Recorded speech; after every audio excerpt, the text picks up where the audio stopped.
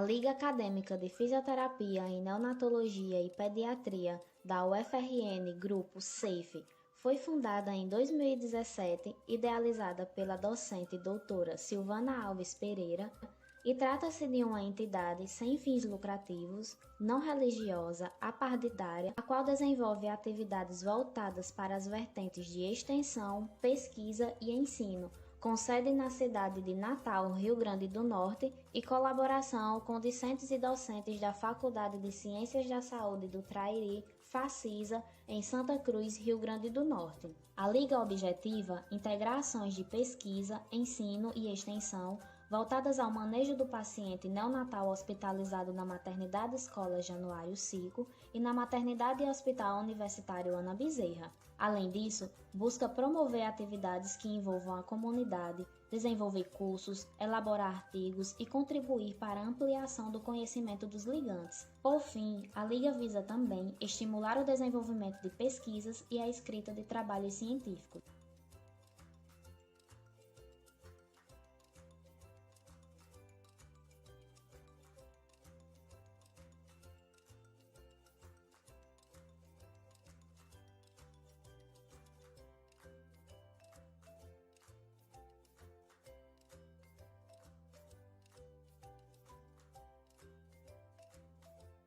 Bom dia a todos. Hoje eu vou falar um pouquinho sobre desenvolvimento motor e socioemocional de crianças nascidas de mães com Covid-19, trazendo um pouquinho, né, dos aspectos funcionais dessas crianças e um pouquinho da minha pesquisa do mestrado que vem sendo desenvolvida.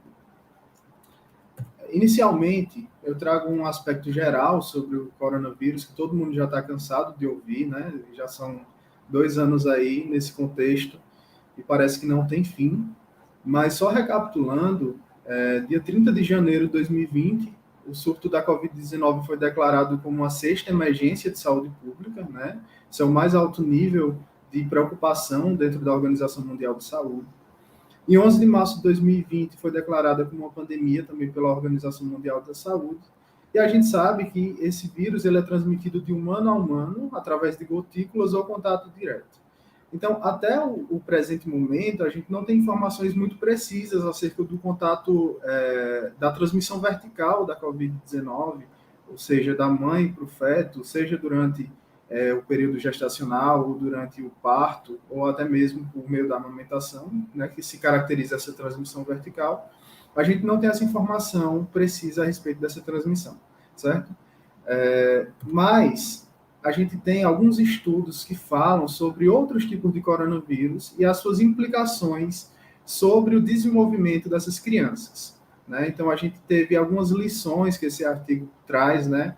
Do SARS-CoV, do MERS-CoV, de outros tipos de infecções por coronavírus, que levaram ao desenvolvimento de restrição do crescimento intrauterino dessas crianças, cujas mães estavam diagnosticadas, né, a presença desses vírus na realidade, a ocorrência de partos prematuros, de aborto espontâneo e de morte perinatal. Então, vendo tudo isso, né, vendo essas lições dos outros coronavírus e como eles repercutiram negativamente sobre o desenvolvimento dessas crianças, a gente também tem uma preocupação acerca do coronavírus atual, né, do novo coronavírus, e como é que ele pode também repercutir tanto no crescimento quanto no desenvolvimento, apesar de não existir, aparentemente, uma transmissão vertical, ou não está bem estabelecida essa transmissão vertical, certo?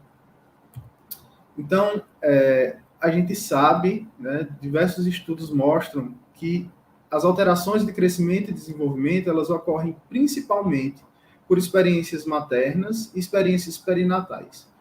E um dos principais pontos, um dos principais aspectos que levam à alteração do crescimento e desenvolvimento são os fatores ambientais, né?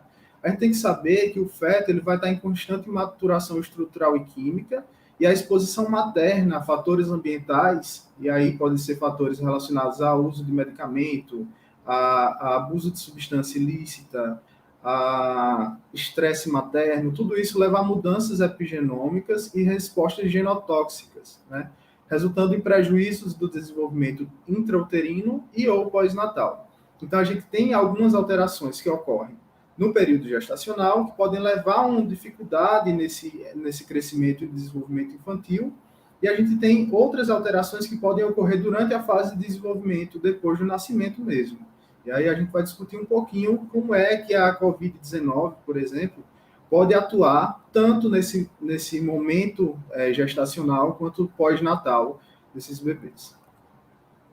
Esse artigo ele fala sobre estilo de vida durante a gestação e mudanças epigenéticas, né? E aí o que é que ele traz? Que os principais fatores que levam a mudanças epigenéticas e, consequentemente, alterações de crescimento e desenvolvimento estão relacionados à desnutrição, né? Obesidade materna, diabetes gestacional, estresse materno, tabagismo e consumo de álcool, né? Então esses são os fatores principais para alterações de crescimento e desenvolvimento dessas crianças.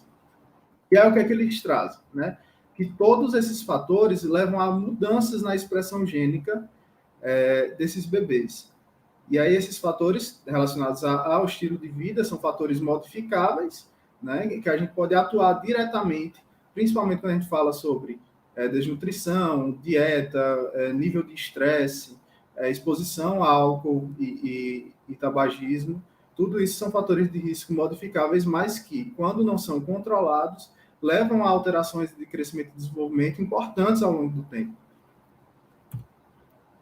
Outro artigo que fala sobre essas alterações, né, sobre essas exposições a esses fatores de risco, foi esse artigo de revisão, que trouxe também a exposição ao abuso físico, psicológico e ou sexual, isso depois do nascimento, né, isso já é pós-natal, negligência no cuidado, a violência no lar ou na comunidade também pode levar a alterações no crescimento e desenvolvimento socioemocional e motor. Doença mental dos pais ou abuso de substâncias também é um fator de risco. Desastre natural ou guerra, né? A gente tem, por exemplo, estudos que falam sobre alterações do desenvolvimento socioemocional de crianças expostas a furacões, né? Então, tem estudos sobre isso que mostram que essas crianças têm uma dificuldade maior em relação ao ponto de vista socioemocional. E morte ou separação de cuidadores, né? Todos esses são fatores de risco pós-natais que levam a alterações de desenvolvimento. E aí, agora em outubro de 2021, foi publicado um artigo que nos guia, né, nos dá a importância de pesquisar sobre a Covid-19 e o impacto de neurodesenvolvimento que essa doença traz, né? Então, o que foi que eles viram? Que a coordenação motora fina dessas crianças, cujas mães foram infectadas com o coronavírus, né, foi prejudicada, assim também como a comunicação em um ano de vida. E aí, o que é necessário fazer, já que foram vistas essas alterações? É necessário que novos estudos sejam realizados, né, utilizando instrumentos validados, né, instrumentos amplos para a avaliação do desenvolvimento motor, socioemocional, que nos dê uma perspectiva, né, mais ampla sobre essas alterações. E aí, por que é que a gente tem que avaliar? A gente tem que avaliar porque as alterações biológicas causadas pela Covid-19 durante a gestação, quando associadas a fatores ambientais, poderiam, ou não, né, aumentar o risco para atraso de desenvolvimento. E que rastrear essas famílias com crianças em risco de atraso de desenvolvimento pode propiciar uma identificação de fatores de risco modificáveis, que foram aqueles fatores que eu citei lá atrás, né? A gente identifica quais são os fatores de risco presentes e, consequentemente, a gente traça estratégias para a redução desses fatores de risco preveníveis, né? Os pontos de partida para o nosso estudo, né, e para a realização dessa investigação dos impactos da Covid-19 do ponto de vista neuromotor, é que a primeira infância ela é considerada um período crítico para o desenvolvimento neuropsicomotor. E os 3 primeiros anos, principalmente, né? Exatamente nos 3 primeiros anos, onde eu tenho um maior nível de aquisição de habilidades e funções, principalmente porque a plasticidade cerebral ela é muito presente nesses 3 primeiros anos de vida. E aí a gente tem que identificar precocemente para que a gente possa tratar precocemente essas alterações.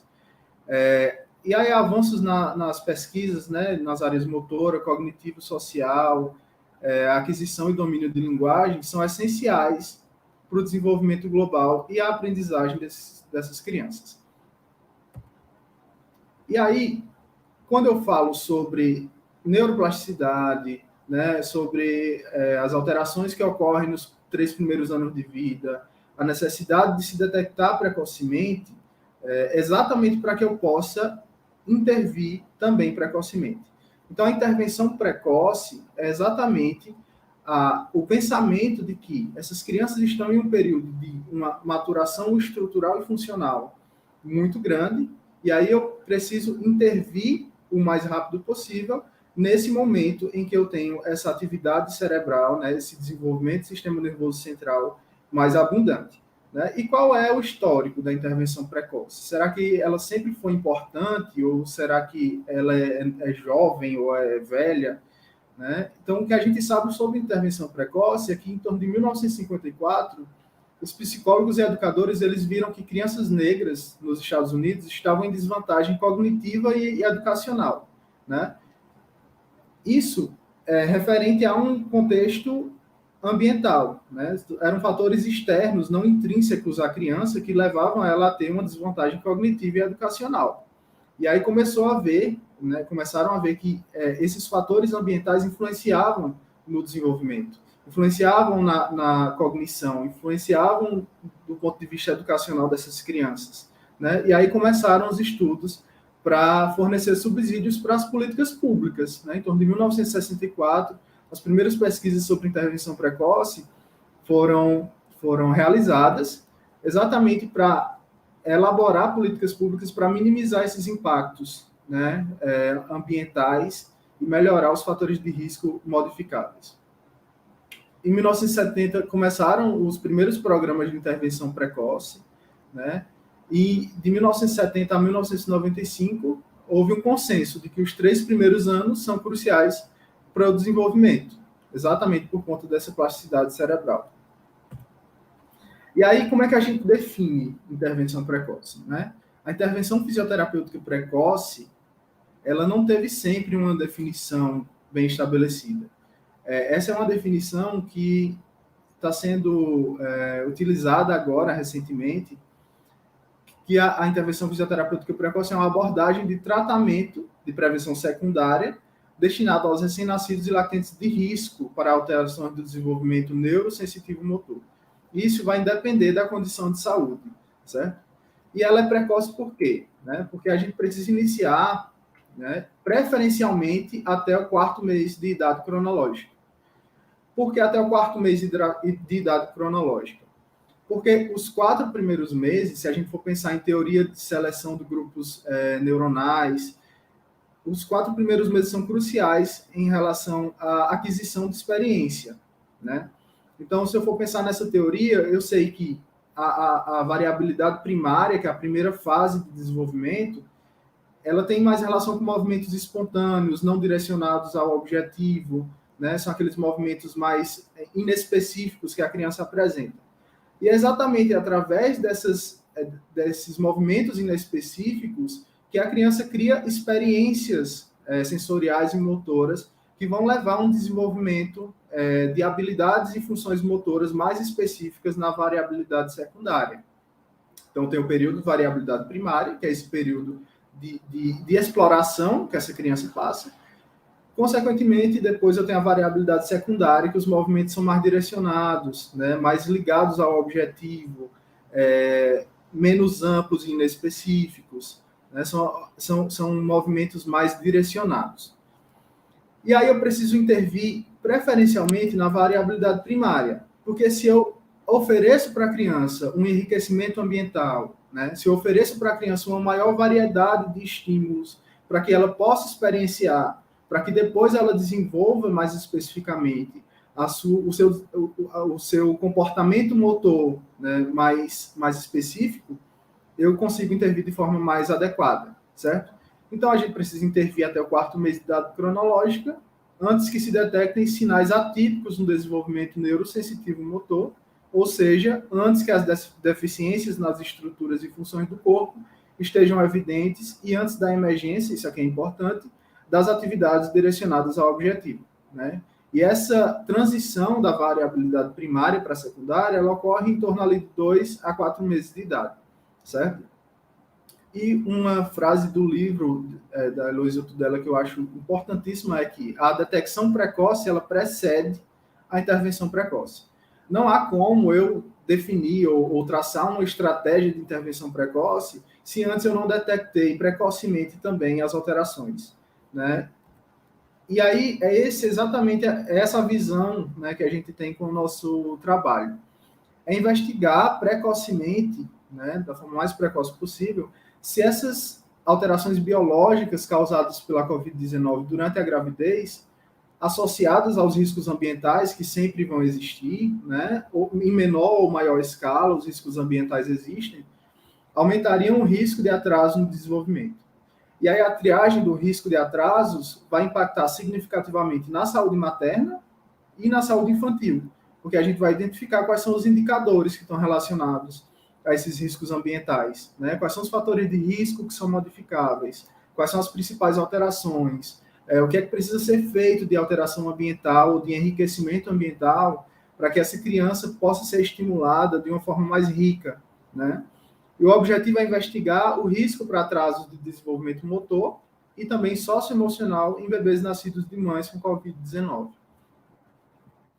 Então, o que foi que a gente fez? As principais etapas para avaliação, a gente incluiu bebês nascidos de mães com diagnóstico de Covid-19, né, em qualquer semana de gestação, esse diagnóstico, de ambos os sexos, de 1 a 12 meses de idade.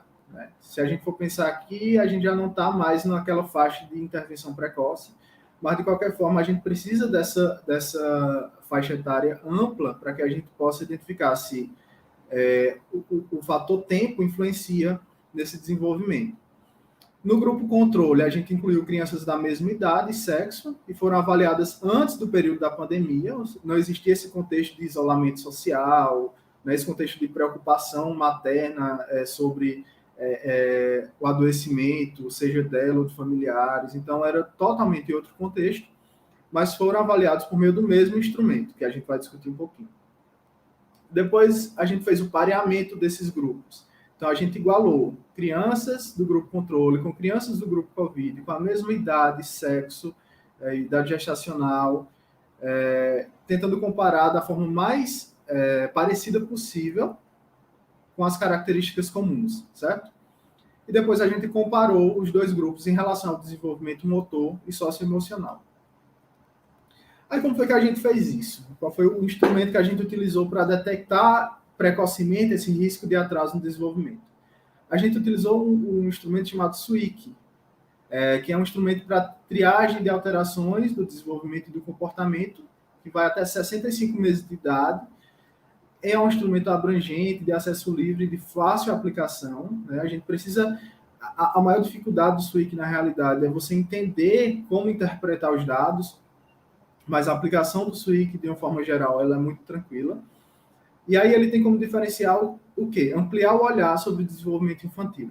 Ele não leva em consideração apenas as características motoras, os marcos motores, as alterações de função e estrutura de corpo, se a gente for pensar em CIF. Ele vai levar em consideração também as alterações do ambiente, né? Como é que um ambiente pode estar influenciando no desenvolvimento. Ele vai levar em consideração também as características familiares, né? E vai integrar informações sobre o comportamento e o contexto familiar. O objetivo do SWIC não é fazer um diagnóstico, ele vai rastrear o risco de atraso do desenvolvimento dessas crianças. Ele vai quantificar, né, identificar quais são as principais características que levam a um risco de atraso no desenvolvimento. Ele não vai dizer assim, essa criança necessariamente tem atraso no desenvolvimento ou vai ter. Né? Mas ele adiciona informações para ajudar a orientar as decisões desses profissionais.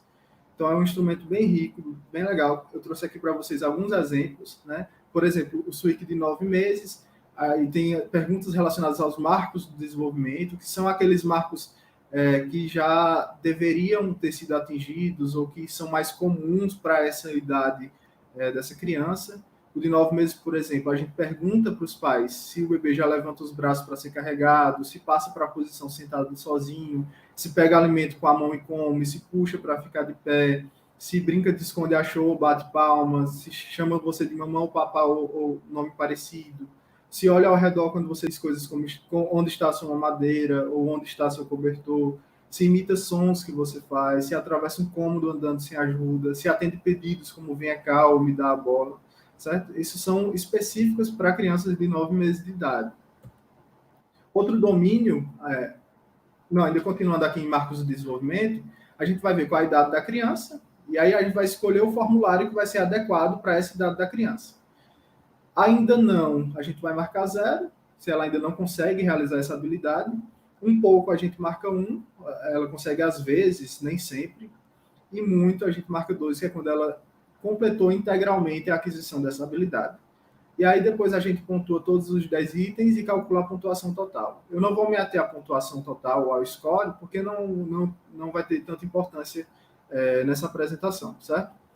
Mas, de forma geral, a gente tem inicialmente os marcos de desenvolvimento, né, que são as características motoras que são avaliadas dessas crianças. Depois a gente tem a lista de sintomas do bebê. Aqui ela está mais relacionada ao comportamento socioemocional, né, ao componente adaptativo, como é que essa criança se comporta em outros ambientes, como é que essa criança se comporta em casa em relação à flexibilidade, irritabilidade, né? E aí eu tenho algumas perguntas, né? Se a criança fica incomodada com novas pessoas, se fica incomodada em lugares novos, se é difícil para mudar a rotina, se ela fica incomodada de ser carregada por outras pessoas, se chora muito, se é muito irritada, né? Se é difícil para se acalmar só, se fica irritada facilmente, se continua chorando mesmo quando alguém pega no colo, se é difícil manter rotinas do dia a dia e perguntas relacionadas ao sono, tanto da criança quanto da mãe. Se a criança tem dificuldade para pegar no sono, se é difícil para a mãe dormir o suficiente por causa da criança, a mãe ou o cuidador principal, certo? E se a criança tem dificuldades para manter o sono. E aí, da mesma forma, eu pontuo não 0, um pouco 1 e muito 2. Aqui, essa lista de sintomas do bebê, como eu falei, ela é dividida em 3 subescalas, que é a inflexibilidade, a irritabilidade e as dificuldades com mudanças na rotina. Essas 3 subescalas, elas vão dar uma ideia para a gente sobre o comportamento socioemocional dessa criança, certo? A gente tem uma pergunta também sobre preocupação dos pais, se eles estão preocupados com o aprendizado, o desenvolvimento da criança, né? Se eles estão preocupados com o comportamento ou com o desenvolvimento da criança. Se elas respondem que está um pouco ou muito preocupado com a criança, aí a gente deve usar essa informação como uma oportunidade para conversar sobre esse comportamento, sobre o desenvolvimento ou sobre o aprendizado dessa criança, tá certo? A gente tem também perguntas sobre a família, né? E aqui, nas perguntas sobre a família, eu tenho, em relação ao tabagismo, se alguém fuma dentro de casa, se alguém consome álcool ou drogas mais do que pretende, se sentiu vontade ou necessidade de diminuir esse consumo de álcool e drogas, se alguma vez o uso de álcool e drogas por algum membro da família trouxe consequências negativas para a criança, se houve algum dia em que qualquer membro da família passou fome por não ter dinheiro suficiente para comprar comida, e aqui já é um componente relacionado ao risco alimentar, certo? E a gente tem algumas perguntas também sobre risco de depressão, né? Se a mãe tem pouco prazer ou interesse em fazer as coisas, se fica desanimado, deprimido ou sem esperança, e outras perguntas aqui sobre o desenvolvimento, sobre a violência familiar, o risco de violência familiar. Como é o relacionamento com o marido e companheiro, e se resolvem desentendimentos com facilidade ou sem facilidade, certo? Então, aqui a gente tem um contexto geral, tanto de abuso de substâncias, depressão e violência doméstica. E aí foi que a gente encontrou. Inicialmente, a gente viu que tinha 37 mulheres grávidas diagnosticadas com Covid por meio do RT-PCR, né, que é o teste SWAB. 27 evoluíram para trabalho de parto no período estudado, e dentro dessas 27, uma dessas mães foi a óbito devido a complicações da doença. E aí foi que a gente identificou. No grupo COVID, 13 crianças do sexo feminino, assim como no grupo controle. No grupo COVID, 14 masculino, 14 grupo controle, porque a gente pareou essas informações. Idade gestacional, 11 do grupo COVID eram prematuras, 7 do grupo controle eram prematuras. A idade gestacional foi também muito parecida, porque a gente tentou parear. E um ponto importante foi que o marco motor, né, aqueles marcos do desenvolvimento, que são as características motoras que a criança apresenta, foi menor, né, significativamente menor, do ponto de vista estatístico, no grupo COVID. Ou seja, as crianças do grupo COVID apresentaram maior risco de alteração do desenvolvimento motor. E aí, o que é que a gente encontrou? No grupo COVID, o risco para atraso do desenvolvimento motor esteve presente em 12 crianças, e isso foi estatisticamente significativo quando comparado ao grupo controle, né, ou seja, o desenvolvimento motor foi pior no grupo COVID. 81,5% das crianças do grupo COVID apresentaram risco para alterações de comportamento, né, que são aqueles domínios relacionados à inflexibilidade, irritabilidade, mudanças de rotina. Das 54 famílias avaliadas, 21 estavam preocupadas acerca do desenvolvimento e comportamento da criança, e dessas 21, 17 eram do grupo COVID. Então veja como o grupo COVID foi bem mais, as mães demonstraram muito mais preocupação, talvez por alguma alteração ou alguma dificuldade na aquisição de marcos que elas identificaram. E esse P também foi estatisticamente significativo. 63% das famílias do grupo COVID apresentaram risco para depressão parental, 51,9% apresentaram risco para abuso de substâncias, 40% para insegurança alimentar e 7,4% para violência doméstica. E no grupo controle não foram identificados nem riscos para insegurança alimentar ou violência doméstica, 22% apenas para abuso de substância e 3,7% apenas para depressão parental. Se a gente for pensar estatisticamente, o risco para atraso motor foi maior no grupo COVID, né? E isso é significativo. O risco para alterações socioemocionais também maior no grupo COVID, depressão parental maior no grupo COVID, violência doméstica da mesma forma, abuso de substâncias da mesma forma e também insegurança alimentar foi maior no grupo COVID. Quando a gente fez a regressão logística, a gente viu que ter nascido de mães diagnosticadas com COVID durante a gestação aumentou o risco de atraso no desenvolvimento motor em 6,4 vezes. E o risco para alteração do desenvolvimento socioemocional foi 4 vezes maior também no grupo COVID. Então, foi uma diferença bem importante, né? E aí, o que é que a gente tem? O que é que os achados sugerem sobre esses resultados, né? Sobre essas informações que a gente conseguiu extrair? Que o baixo nível socioeconômico está diretamente relacionado à restrição ambiental e a pouco estímulo sensorial que essas crianças recebem, né? Tanto estímulos sensoriais quanto estímulos motores, né? Então, a gente encontrou que o risco alimentar era muito maior no grupo COVID. E esse risco alimentar ele é um componente relacionado ao nível socioeconômico, né? Então, se eu tenho um nível socioeconômico mais baixo, consequentemente, eu vou oferecer menos estímulo ambiental para essa criança. E a gente vê que a restrição do estímulo ambiental leva a alterações no desenvolvimento. Em relação à depressão, né, que foi outro fator bem importante que a gente conseguiu observar, a gente viu que crianças que vivem com mães em depressão têm alto risco de atraso cognitivo e motor. E outra coisa, transtorno de comportamento na idade adulta. Então, pode ser que essa criança ela não desenvolva alterações motoras na infância, ou alterações socioemocionais ou cognitivas na infância, mas que possa ser um adulto com depressão, por exemplo. O isolamento social também pode ter agravado, né? Além do distanciamento da mãe ao bebê, pelo internamento da mãe, tudo isso pode aumentar os níveis de ansiedade, depressão e estresse. E o estresse materno, como esse estudo traz, ele pode ser intensificado pela falta de suporte social. Então, foi visto que quanto maior o número de pessoas que ajudavam essa mãe, menor o estresse materno e, consequentemente, talvez melhor seria o desenvolvimento dessa criança. Então, o que é que a gente tem, né, de considerações sobre essa temática? Que o desenvolvimento e o crescimento começa na vida intrauterina, mas ela não para na vida intrauterina, isso continua acontecendo durante toda a vida. E esse comprometimento desse desenvolvimento do crescimento, ele ocorre tanto no período pré quanto pós-natal, que são influenciados por fatores internos, fatores externos, e os fatores internos mais relacionados às influências genéticas e às condições maternas do ambiente pré-natal. E aí, esse estudo ele traz uma importância, principalmente porque a região Nordeste está associada a piores condições de saúde relacionadas ao desenvolvimento infantil, né? Aí a gente precisa utilizar instrumentos específicos para avaliação dessas crianças, para que a gente possa detectar precocemente e intervir precocemente. E, não menos importante, é direcionar a elaboração de políticas públicas de saúde, né, para a atenção dessas crianças e para a assistência à saúde materna infantil.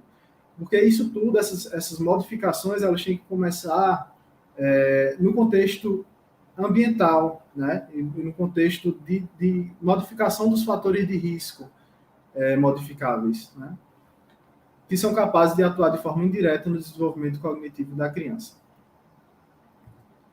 Era isso, muito obrigado. Se tiver alguma dúvida, estou aqui à disposição. Obrigada, professor Pedro. Muito interessante essa sua reflexão da vida após o nascimento, né? Principalmente nesse contexto de pandemia, muito interessante. Alguém tem alguma pergunta para fazer para o professor Pedro, para finalizarmos aqui o simpósio com chave de ouro? Qualquer coisa, podem escrever aqui no chat do YouTube, certo, pessoal? Mas desde já, Pedro, eu gostaria de agradecer a sua participação no nosso simpósio, muito interessante. A sua pesquisa, toda a sua palestra foi muito interessante, essa sua visão. Muito obrigado, eu que agradeço pelo convite. Estou à disposição.